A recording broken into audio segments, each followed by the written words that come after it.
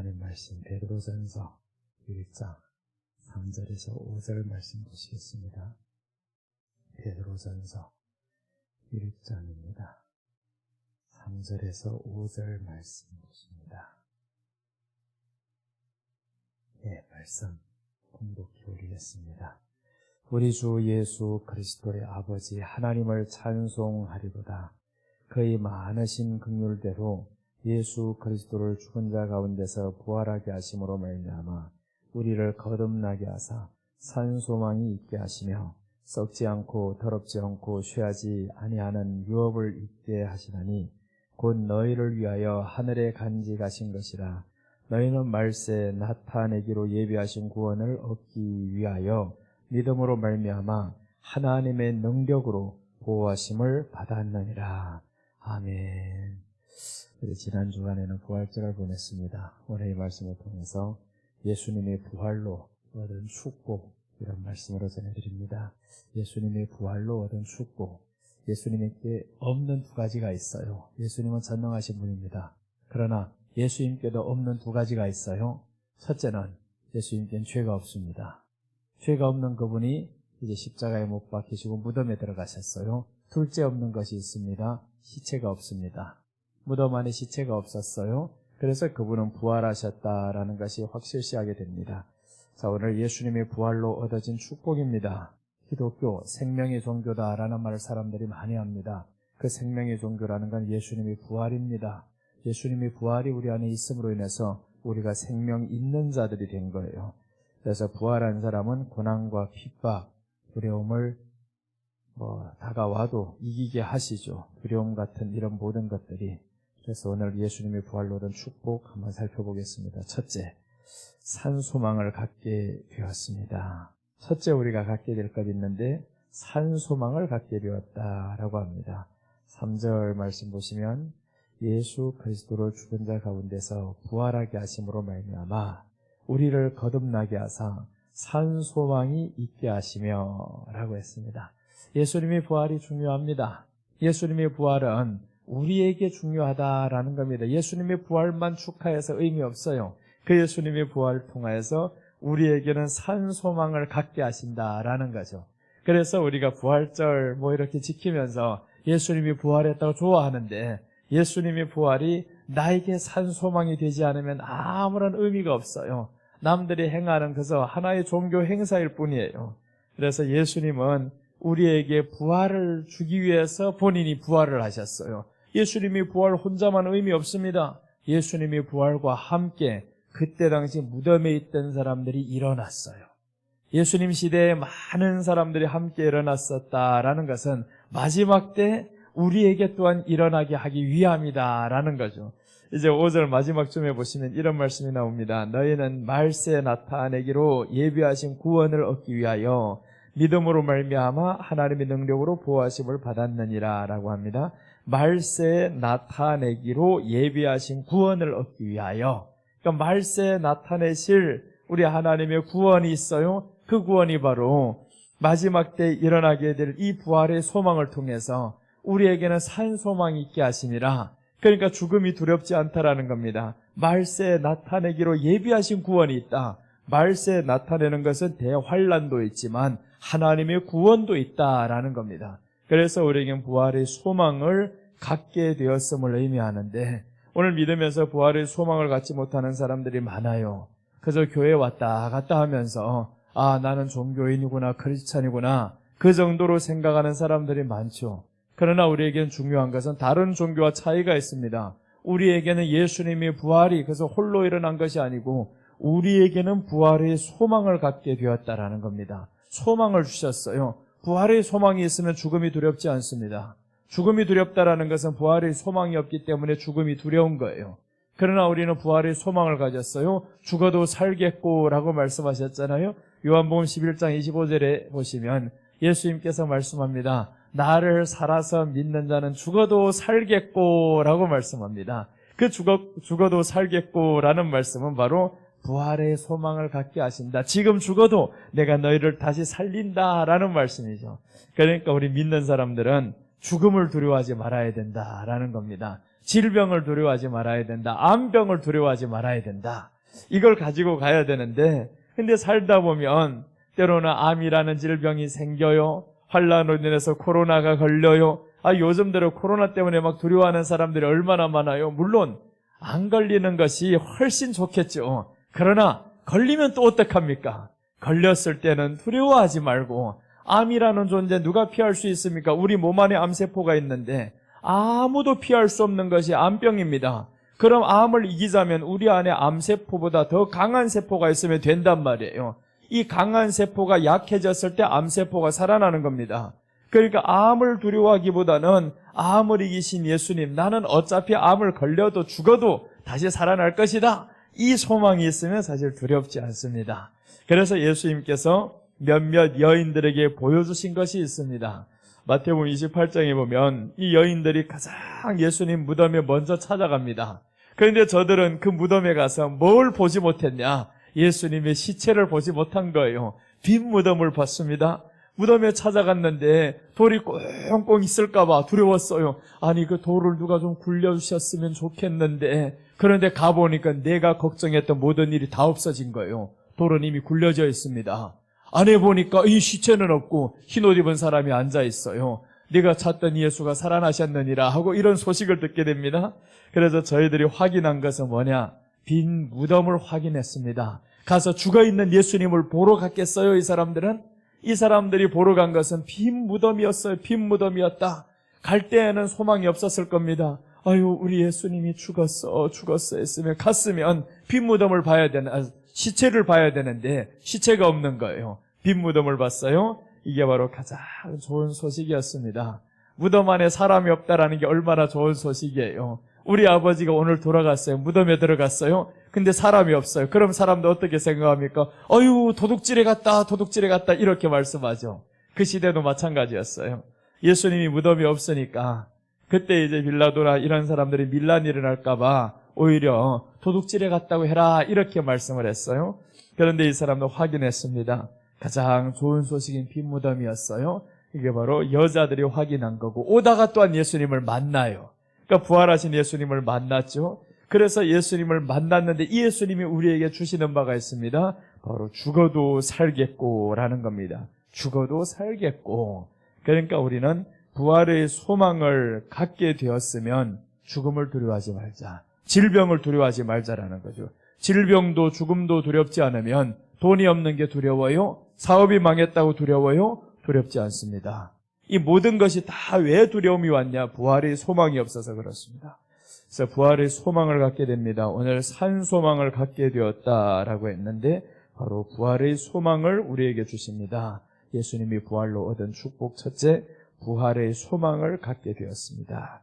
자, 고린도전서 15장 51절 보시겠습니다. 고린도전서 15장 51절. 15장 51절 보시면 제가 읽어드릴게요. 보라, 내가 너희에게 비밀을 말하노니 우리가 다 잠잘 것이 아니오 마지막 날에 순식간에 호련히 다 변화되리니 라고 합니다. 이 비밀을 말한다. 성경에 비밀이 몇 가지 있습니다. 예수님이 교회와 된 것이 바로 비밀이다 라고 했어요. 예수님과 교회가 하나가 된 것이 비밀이다. 그리고 나서 또 오늘 비밀을 말합니다. 비밀이 뭐냐? 우리가 잠잘 것이 아니라 마지막 나팔에 순식간에 호련히 나타나고 변화하리니 우리가 마지막 나팔 소리, 예수님이 일곱째 나팔 소리 때 우리가 변화해서 올라가는 거예요. 그러니까 계시록에 나오는 저 일곱째 나팔이 나오고 일곱째 대접이 있습니다. 일곱째 나팔을 딱 불 때면 일곱째 대접이 시작이에요. 그때면 우리가 올라간다 이 말입니다. 뭐 이 땅에서 크게 당하냐 그러지 않습니다.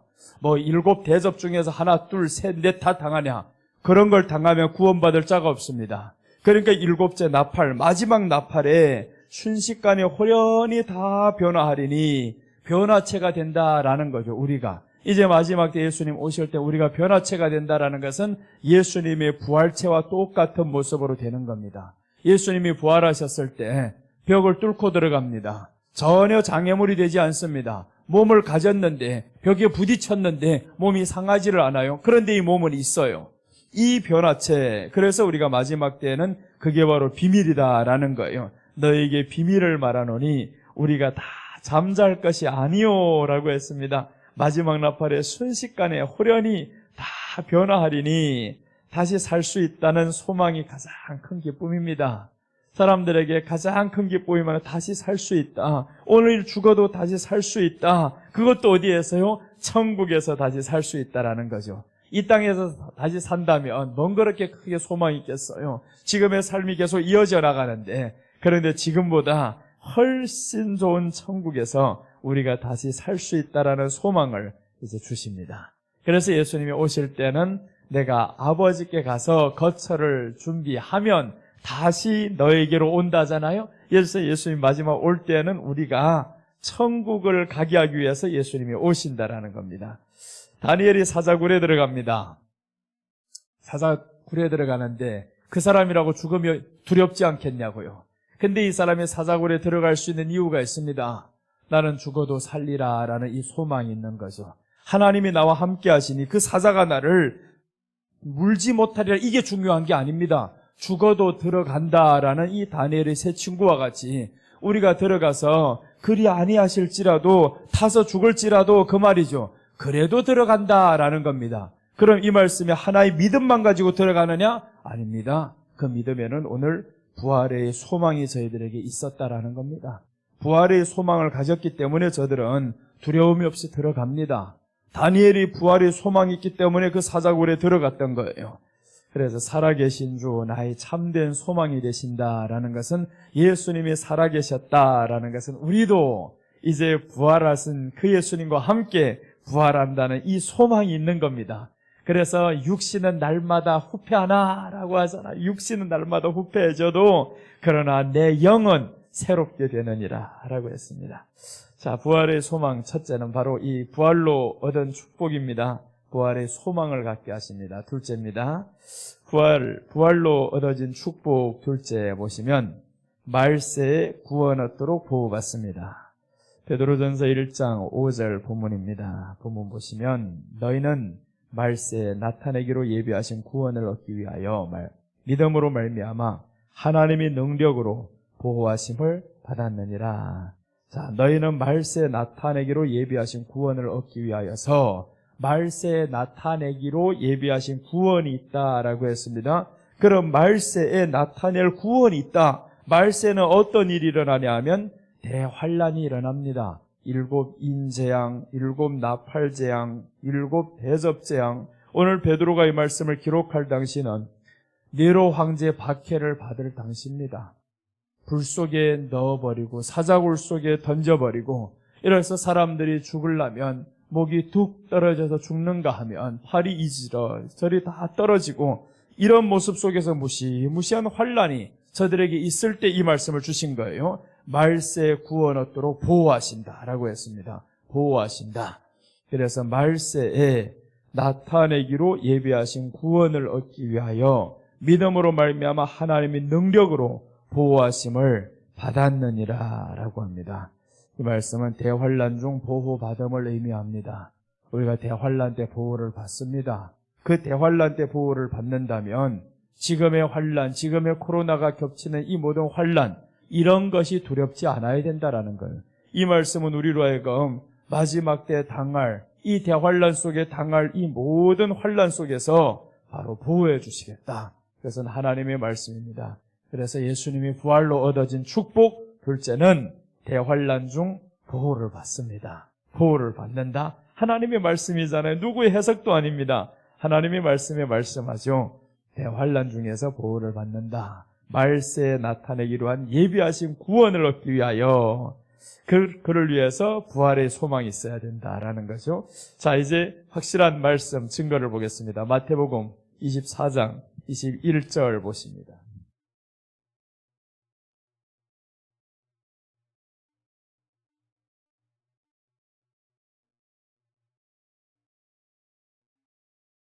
마태복음 24장 21절 보시면 말세에 나타날 환란입니다. 이는 그때 큰 환란이 있겠습니다. 창세로부터 지금까지 이런 환란이 없었고 후에도 없으리라 라고 했습니다. 큰 환란이 있겠습니다. 마지막 때를 의미하죠. 마지막 때. 이런 어마어마한 큰 환란이 있는데 창세로부터 지금까지 이런 환란이 없었다라고 합니다. 후회도 없으리라. 후회는 없죠. 이 환란이 끝나면 예수님 재림하시는데, 그러니까 이 마지막 때 있을 큰 환란, 이런 환란이 있을 때 하나님이 어떻게 하시냐? 이제 뒤에 22절을 봅니다. 22절을 보시면 그날들을 감하지 아니할 것이면 모든 육체가 구원을 얻지 못할 것이나 그러나 택하신 자들을 위하여 그날들을 감하시리라 라고 했습니다. 택하신 자들을 위해서 그날들을 감하시리라. 그러니까 7년 대환란이라는 말은 7년 어느쯤에 되면 이 환란 날이 많이 감해진다라는 거예요. 7년을 다 겪는 게 아닙니다. 하나님의 예언하신 바는 7년이지만 그러나 여기에서 택하신 자들을 위해서 그날들을 감하십니다. 그럼 택하신 자 오늘 이 말씀에서처럼 보면 누구냐? 말세 나타내기로 예비하신 구원을 얻기 위하여라는 겁니다. 말세 하나님이 나타내기시로 하는 심판도 있지만 나타내기로 한 구원이 있다라는 겁니다. 그래서 대환란 중 우리는 보호를 받습니다. 대환란이 올 것을 두려워해서는 안 됩니다. 어떤 사람이 두렵지 않냐? 부활의 소망을 가진 사람은 두렵지 않습니다. 이 소망이 없는 사람은 두려운 거예요. 대환란 때 이런 환란이 오면 어떻게? 두렵죠. 그러나 예수님의 부활의 소망을 가진 사람, 이런 사람은 두렵지 않습니다. 그래서 하나님의 보호하신다는 약속이 또한 있고, 자, 구약 한번 봅니다. 다니엘서 12장 1절 말씀, 비슷한 내용입니다.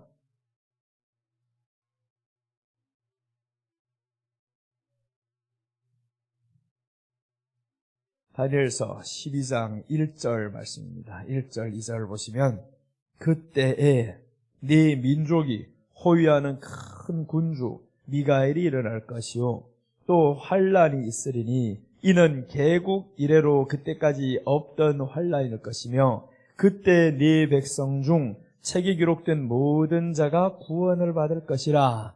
자, 오늘 이 말씀 두 가지를 보면요, 하나님이 마지막 때 일어날 환란을 말씀합니다. 그러나 이 환란 속에서 심판을 말하는 게 아니었어요. 대환란인데 심판을 말하지 않고 누구를 말하냐? 구원 얻을 사람이 있다라는 거예요. 그 중에서 내가 구원 얻을 사람이 있고 보호함을 받을 사람이 있고 이런 사람이 있다라는 이게 주제입니다. 그래서 성경 대환란과 계시록은 우리에게 두려움을 주는 책이 아닙니다. 마지막 때 우리를 소망을 주시는 책이에요. 너희가 어떻게 보호함을 받는다, 이런 소망을 주는 책이란 말이에요. 지금 우크라이나, 러시아로부터 공격을 받고 있죠. 이런 가운데 누군가가 나타나서 너희들 두려워하지 말라, 미사일이 들어와도 내가 너를 보호하리라, 이런 약속이 있으면 얼마나 좋아요. 그런 약속이 없으니까 두렵단 말이에요. 언제 우리를 칠지, 어디를 칠지 알 수가 없어요. 그놈의 미사일이 마구잡이로 아무데나 막 때려버리잖아요. 병원도 때려버리고 학교도 때려버리고. 그러나 마지막 땐 이것들이 눈이 달려서 하나님이 철저하게 보호하신다라는 겁니다. 그 어느 것 하나 하나님의 허락 없이는 때릴 수가 없어요. 자, 그래서 보면 개국 이래로 그때까지 없던 환란일 것이며, 환란은 분명히 크게 있습니다. 크게 있으나 그때 네 백성 중 책에 기록된 모든 자가 구원을 받을 것이라. 책에 기록된 게 중요하죠. 생명책에 기록되었다. 그 생명책은 누가 기록되느냐? 예수님의 생명이 우리 안에 있는 사람, 또한 예수님을 위해서 내가 가장 사랑을 고백했던 사람, 그게 바로 오전, 오후, 어제부터 시작해서 전했던 말씀인 거예요.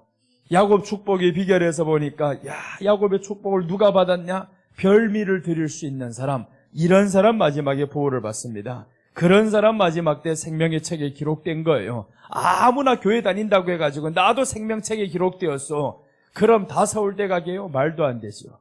그래서 오늘 여기에서 생명책에 기록되는 사람이 누구냐? 예수님 위해서 별미를 드리는 사람입니다. 별미를 드리는 사람. 그 별미가 뭐예요? 예수님의 이름이 세상 그 무엇보다도 소중하다, 이겁니다. 그렇게 소중하게 생각하는 사람이 바로 생명책에, 이 책 중에 기록된 거지. 아무나 책에 다 기록되었으면 얼마나 좋겠어요. 그럴 수는 없다라는 겁니다. 그래서 말세 대환란 때 돈, 지식, 권력으로 이기는 게 아닙니다. 마지막 대환란이 지금 다가와 봐요. 저 우크라이나가 돈이 있었던 이 사람들 보세요. 하루아침에 때려버리면 끝나버리잖아요. 하루아침에 그 모든 병원, 학교 다 있었던 학교장, 병원, 원장 다 해봐봐요. 오늘 때려버렸는데 어디 가서 구제받을 거예요? 구제받을 길이 없습니다. 그 고층 건물들 때려서 다 완전히 망가지고, 그런데 그 많던 돈들 마지막 대환란 때 쓸 수가 없습니다. 자꾸 때리는데 전쟁이 일어나는데 그 돈을 가지고 살 수가 없는 거예요. 그래서 여기에서 마지막 때는 돈이 나를 지키는 것도 아니다, 지식이 지키는 것도 아니다, 권력이 지키는 것도 아니다. 오늘날 세 가지를 위해서 살아가죠. 돈을 위해서 살아가고 지식을 위해 살아갑니다. 세상에 어떻게 하든지 지식을 채워야 된다. 권력을 위해 살아갑니다. 그러나 지금은 이런 것들이 필요합니다. 지식이 있는 자가 없는 자보다 나아요. 권력 있는 자가 없는 자보다 낫습니다. 돈도 마찬가지죠. 그러나 마지막 대환란 때는요, 이런 게 의미 없습니다. 우크라이나를 통해서 우리는 봐야 되는 거예요. 저런 환란이 우리에게 온다면 무엇이 유익할까? 돈이 유익할까? 지식이 유익할까? 의미 없습니다. 자식들 자꾸 최고의 대학에 들어가라.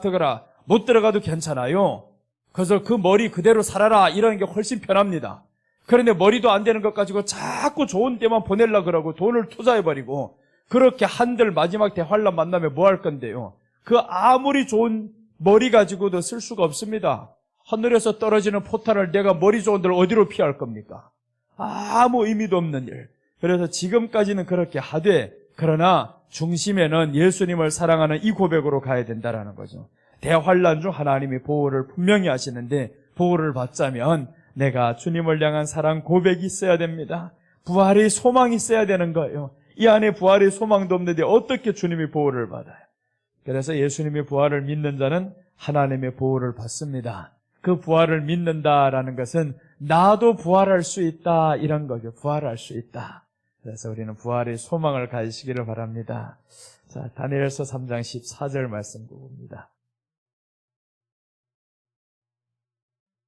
다니엘서 3장은요, 성도들이 마지막 때 당할 환란을 예표적으로 보여주신 겁니다. 성도들이 마지막 때 당할 환란, 우리가 대환란을 분명히 겪습니다.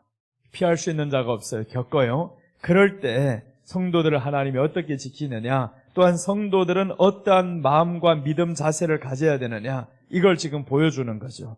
3장 14절 보시면 느부갓네살이 그들에게 물어 이르되, 사드락, 메삭, 아벳느고야, 너희가 내 신을 섬기지 아니하며 내가 세운 금신상에게 절하지 아니한다 하니 사실이냐? 자, 보세요. 이 말씀이 계시록 3장 14절하고 똑같은 말씀이에요. 계시록 3장 14절에 보면 13장 14절입니다. 계시록 13장 14절에 보면 마지막 때 우리로 하여금 누굴 섬기게 만드냐? 적그리스도가 세워놓은 우상을 섬기게 만들어요. 그 우상을 섬기지 않으면 다 죽입니다. 그런 것처럼 오늘 이 본문이 똑같은 말씀이죠. 내 신을 섬기지 아니하며 내가 세운 금신상에게 절하지 아니한다니 사실이냐 물어보잖아요. 그래서 섬기지 아니했습니다. 금신상을 안 섬겼어요. 그러니까 어떻게 되냐? 이제는 들어가야 되죠. 이제라도 너희가 준비하였다가 나팔과 피리와 수금과 사명금과 양금과 생황과 및 모든 악기 소리를 들을 때 내가 만든 신상 앞에 엎드려 절하면 좋거니와 너희가 만일 절하지 아니하면 즉시 너희를 맹렬히 타는 풀무불 가운데 던져 넣을 것이니 능히 너희를 내 손에서 건져낼 신이 누구이겠느냐 하니. 자, 보시니까 여기에서 왕도 사정합니다. 너희가 그렇게 하지 말라, 그렇게 하지 말라, 한 번만 섬겨라. 너희 생명이 죽는 건 내가 볼 수 없다. 이렇게 말하니까 그 세 친구가 들으면서도 얼마나 마음이 짠합니까? 왕이 우리를 걱정해 주는 것 같아요. 근데 그것은 진정한 걱정이 아니죠. 걱정할 것 같으면 신상을 없애버리면 되지. 왜 신상에게 절하라고 합니까? 다 거짓이죠. 이 사람들이 신앙을 빼앗고자 하는 거짓이다. 그래서 마지막 때 우리들의 신앙을 빼앗고자 온갖 것을 동원한다라는 거예요. 부모, 자식 간의 정을 동원하고 세상의 관계의 정을 동원하고 이런 것들을 동원해가지고 결국에 너로 하여금 우상 섬기게 만듭니다. 예수님을 떠나게 만들어요. 그런데 이 사람들이 어떻게 말씀하냐? 16절 사드락과 메삭과 아벳느고가 왕에게 대답하여 이르되 느부갓네살이여, 우리가 이 일에 대하여 왕에게 대답할 필요가 없나이다. 대답은 너무 간단해요. 문제는 큰데 대답은 간단하다라는 거예요. 답은 간단합니다. 아무리 큰 환란이 있어도 대답은 너무 간단했어요. 왕에게 대답할 필요가 없나이다. 대답할 필요가 없습니다. 우리는 절 안 합니다. 이 결론이 난 거죠. 이 결론 딱 나오니까 편한 거예요. 그래서 우리가 마음이 왜 두렵냐? 이런 결론에 나오는 믿음이 없으니까 두려운 거예요. 이런 결론이 있는 믿음이면 두려움이 없습니다. 대답할 필요 없습니다. 마음에 헷갈리는 것도 없습니다. 나는 확실한데 나 우상 안 섬겨요. 예수님 안 떠나요. 어떤 일이 있어도 예수님 안 떠납니다. 이 믿음이 확고하다면 그럼 우리 마음에는 저런 것들에게 휘둘릴 필요가 없죠. 이 사람들 확실히 대환란 중 보호받았습니다. 뒤에 이제 17절 18절 보니까 들어가는 거죠. 들어가는데 하나님이 보호를 하십니다. 그러니까 이 말씀들을 보면서 우리를 하나님이 마지막 때 어떻게 지켜주실 거냐 이걸 보여주잖아요. 오늘 대환란 때 말세에 나타내기로 예비하신 구원을 얻기 위하여라고 했습니다. 말세에 나타내기로 예비하신 구원이다. 대환란은 우리를 구원하기 위한 도구로 마지막에 쓰임받게 될 겁니다. 그러니까 말세 구원 얻도록 보호합니다. 대환란 중 보호한다. 자, 셋째입니다. 예수님의 부활로 얻은 축복 셋째입니다. 하늘에 간직된 유업을 잊게 합니다. 하늘에 간직된 유업을 잊게 한다. 4절 이제 본문으로 돌아와서 베드로전서 1장 4절 보시면 썩지 않고 더럽지 않고 쇠하지 아니하는 유업을 잊게 하시나니 유업을 잊게 하신다라고 했습니다. 유업이라는 것은 상속입니다. 재산입니다. 우리에게 주어질 상속, 우리가 얻어야 할 재산 이런 것들이란 말이에요. 이것을 이어서 나간다, 잊게 하신다. 그러니까 이게 잊게 하신다라는 거는 우리가 끊어졌던 것을 이제 다시 한번 이어나가는 거죠. 그러니까 천국, 우리는 끊어졌어요 지금. 원래는 우리 어디에 살았느냐? 아담으로부터 시작해서 에덴 동산에 살았습니다. 새하늘과 새 땅 그곳에서 살았는데 세상에 저들이 범죄로 인해서 쫓겨났습니다. 끊어졌어요. 이것을 잊게 하신다라는 겁니다. 그래서 예수님의 부활로 얻어진 축복, 우리로 하여금 천국을 잊게 만듭니다. 예수님의 부활이 이제는 더 이상 우리를 사망으로 끌고 가는 게 아닙니다. 아담과 하와가 선악과를 먹으면 어떻게 된다고 했냐면 정령 죽으리라 라고 했어요. 이 죽음이 끊어지고 다시금 생명으로 이어진다라는 거죠. 그래서 천국은 우리로 하여금 영원한 생명을 잊게 한다라는 겁니다. 영원한 생명을 잊게 하신다. 그런데 여기에 유업을 잊게 하시나니라고 해서 유업이다. 이건 원래 우리가 얻어야 될 것들인데 이거 잃어버리고 살았어요. 잃어버리고 살았어요. 아담이 범죄로 인해서 잃어버렸던 이 천국, 예수님의 죄 담당 승리로 다시금 천국 이제는 이어지게 됩니다. 이 얼마나 큰 축복인가. 그래서 예수님의 부활로 얻어진 축복, 우리는 천국 들어가게 된다라는 겁니다. 하늘에 간직된 유업을 잊게 한다. 이 말씀은 천국 들어가게 한다라는 거죠. 자, 로마서 8장 17절 보시겠습니다.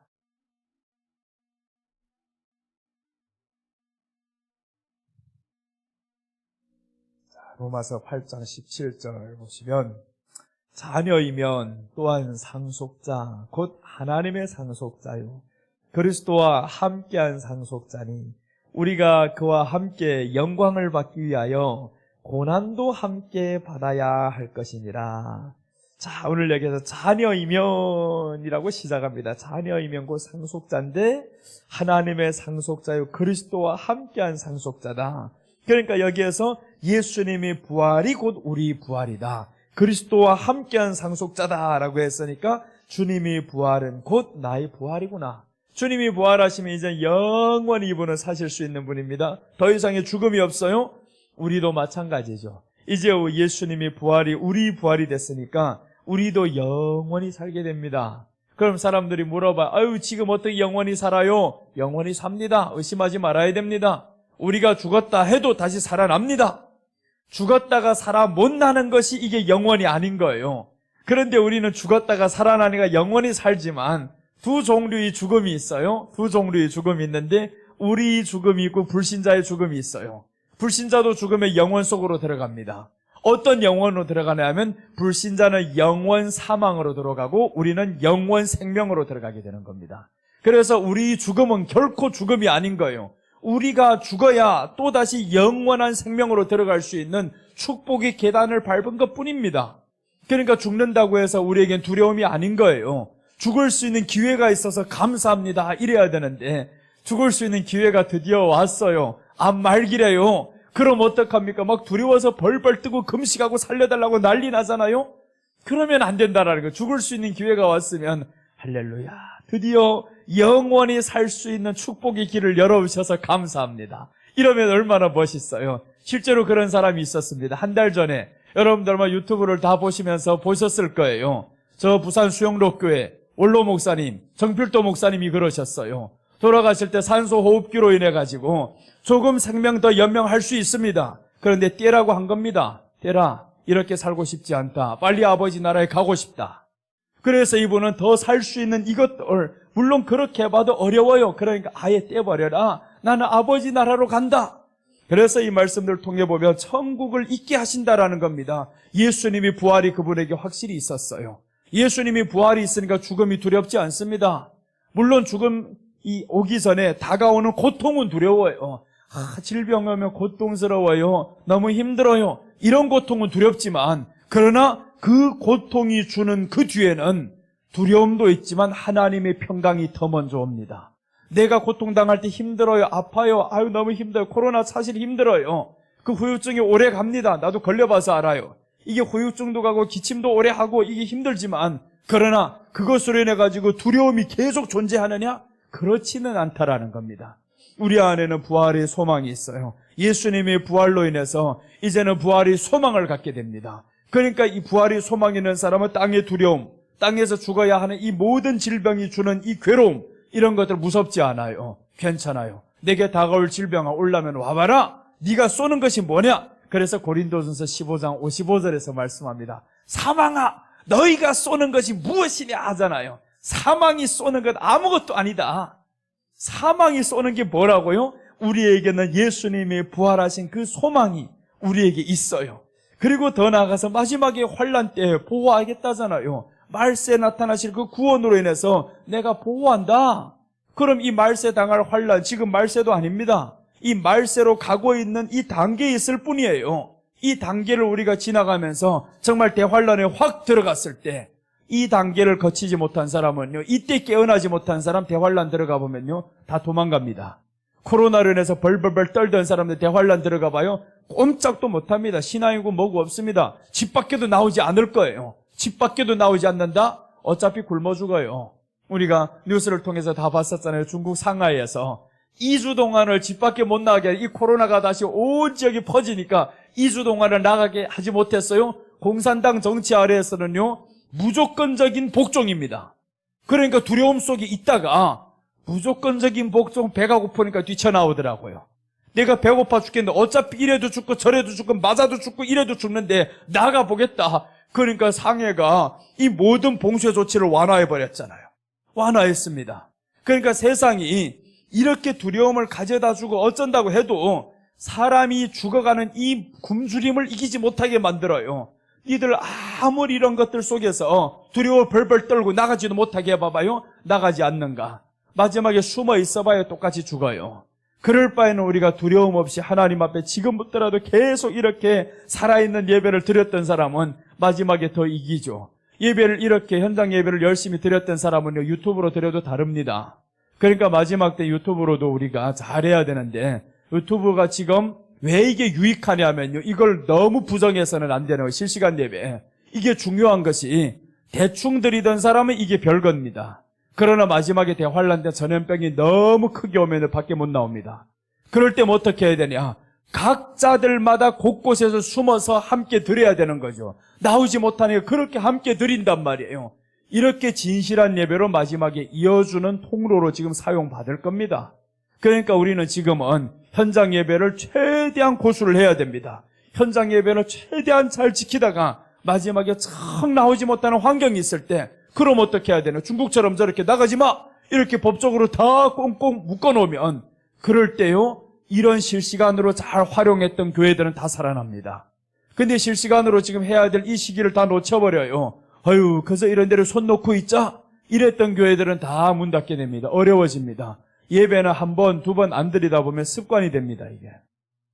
그래서 마지막에 하늘에 간직된 유업을 잊게 한다라고 했습니다. 썩지 않고 더럽지 않고 쇠하지 아니하는 유업을 잊게 하시나니 천국에 들어가게 하시겠다라고 하셨죠. 천국에 들어가게 하시겠다. 자, 마지막 성경 구절 하나 더 보겠습니다. 갈라디아서 4장 6절 말씀입니다.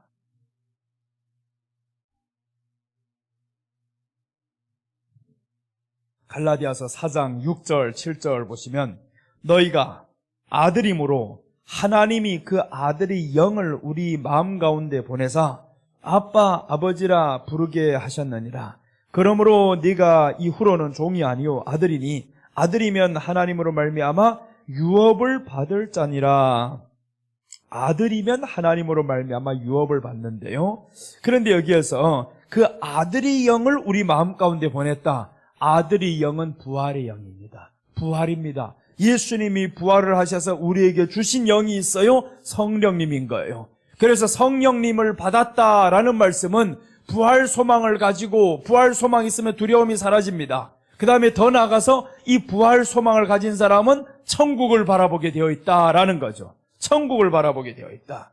그래서 하늘에 간직한 유업을 잊게 하신다. 이 유업을 잊게 하신다. 얼마나 불행한 소리에 잊게 하신다. 왜 끊어졌냐고요, 유업이. 왜 유업이 끊어졌냐? 끊어진 이유 하나밖에 없습니다. 죄가 너에게 들어왔다.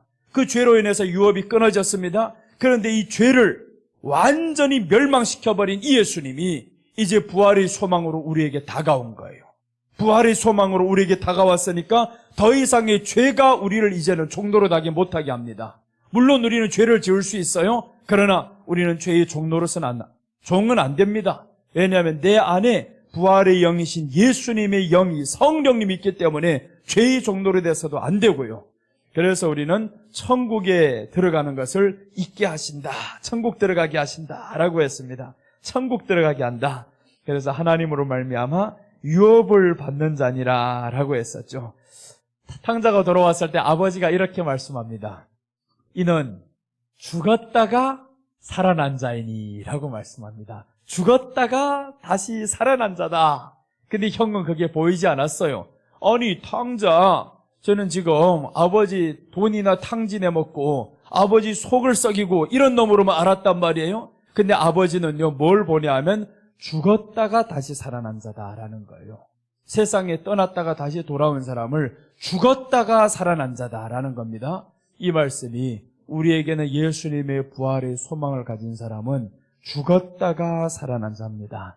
죽었다가 살아났으니까 이제는 탕자가 아버지 유업을 잇는 거예요. 아버지 유업을 이어서 다시 나가는데 그래서 이 탕자에게 반지를 끼워주고 새 옷을 입혀주고 그렇게 하잖아요. 그러니까 우리가 이 땅에 살아가면서 죽었다가 살아난 자예요.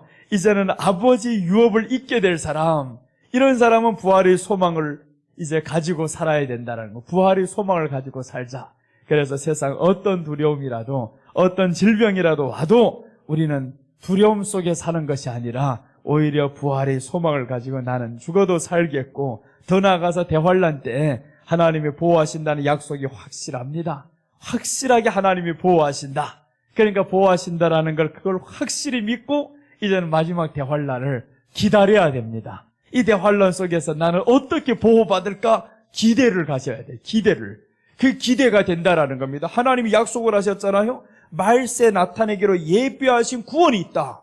이거는 하나님의 약속입니다. 너희에게 말세 나타내기로 한 심판이 있다. 이러면 두렵죠. 그런데 심판이 있다고 한 것이 아니라 우리에게는 말세 나타내기로 한 예비한 구원이 있다. 그러니까 그 말세 우리에게 나타낼 하나님의 구원 어떻게 이루어질지 기대를 하게 된다라는 겁니다. 대환란이 오는 것이 기대가 된다라는 거죠. 하나님이 우리를 어떻게 보호하실지 너무 신나게 기다려진다. 그러니까 이러면 또 괜히 전쟁이 일어나고 대환란 오는 걸 좋아하냐? 그렇지는 않아요. 하나님의 구원이 어떻게 이루어지는가 이게 기대가 되는 거지 막 전쟁이 일어나기를 소원한다거나 그런 마음은 없어요. 그래서 마지막 대환란 우리가 피하고자 해도 피할 수 없는 그 대환란 누구나 다 겪어야 할 그 대환란 그 뒤에는 예수님의 재림이 있습니다.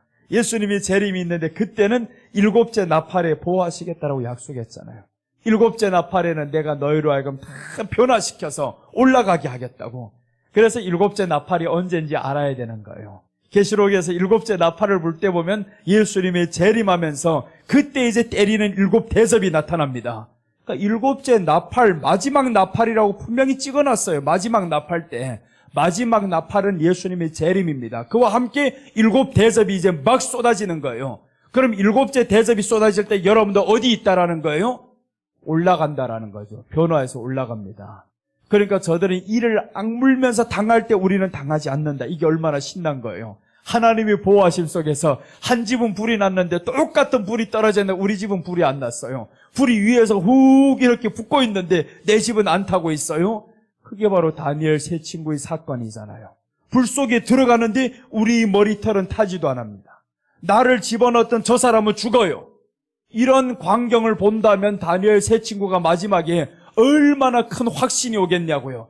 야, 불 속에 들어갔는데 타지를 않아? 나를 밀어넣었던 저놈이 죽어? 이런 장면들을 하나님이 다니엘서가 그저 기록된 게 아닙니다. 역사적인 사건으로 교훈 삼아라고 기록된 게 아니라는 거예요. 이거는 마지막에 일어날 대환란입니다. 대환란 때 성도들이 어떻게 이겨나간다, 어떻게 보호받는다, 이걸 보여준 거예요. 그러니까 여러분들은 이제는 뭘 해야 되냐? 부활의 소망으로 얻어진 축복. 이제는 이 예수님이 부활로 얻어진 축복, 부활의 소망이 있어야 된다라는 거예요. 부활의 소망이 있는 사람은 두렵지 않습니다. 그와 함께 이제 이어지는 것이 말세 구원 얻도록 보호받는다. 대환란 때 보호받는다라고 했어요. 확실하게 보호받습니다. 이런 믿음을 가지고 우리가 산다면 얼마나 평안해요? 그럼 오늘 당장 아프면 좀 힘들어도 나는 보호받으리라. 나는 죽어도 살리라. 이렇게 하면 오늘의 죽음이 두렵지 않다라는 거죠. 오늘의 죽음이 두려움, 이 죽음의 두려움을 이기는 것은 오직 하나밖에 없습니다. 다시 살아난다 생각하면 두려울 게 하나도 없습니다.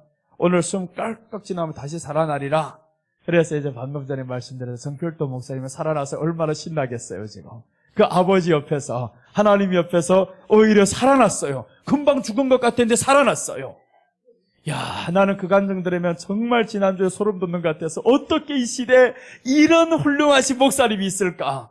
물론 목사님들요, 다른 사람들 간증 남기지 않았던 사람도 그런 일들이 많았을 겁니다. 그러나 그 교회 사위, 집사님이 나와서 그 간증을 하니까 알았지.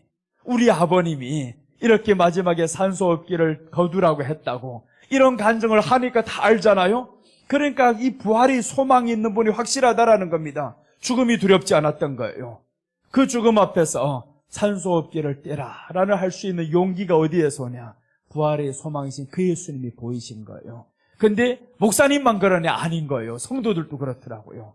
성도들도 있는데 우리 옆집에 사는 할아버지가 있어. 치매 할아버지인데 늙음하게 80이 넘어가지고 이 사람이 교회를 한두 번 왔다가 이제는 떡 들어누워가지고 가지도 못합니다.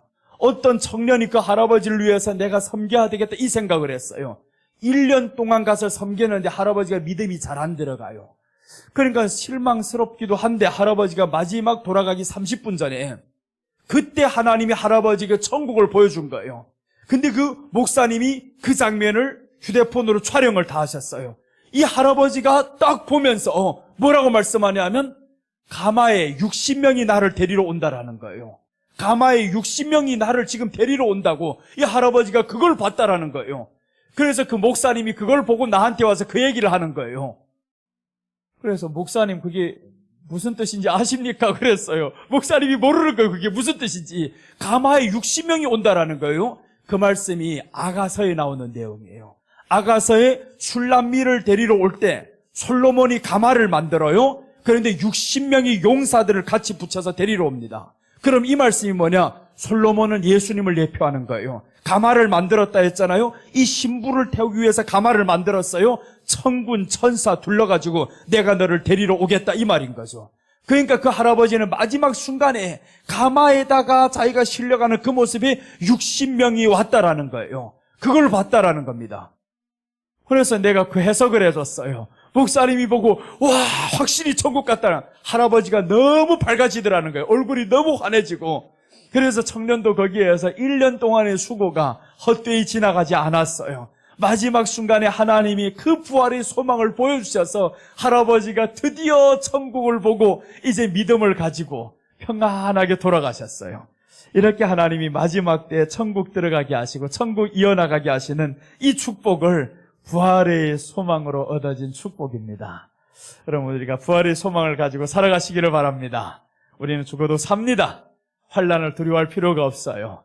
환난 오면 그 순간은 두렵습니다. 아니 당장 오는데 왜 안 두려워? 두렵지. 그러나 두려움 잠깐 지나가면 하나님의 평안이 다시금 찾아올 겁니다. 그래서 우리는 예수님 안에 살아야 됩니다. 그럼 항상 그 안에서 천국에 대한 소망을 가지고 살게 될 겁니다. 자, 오늘 준비한 예물을 드리고 또한 저녁 시간을 준비하겠습니다.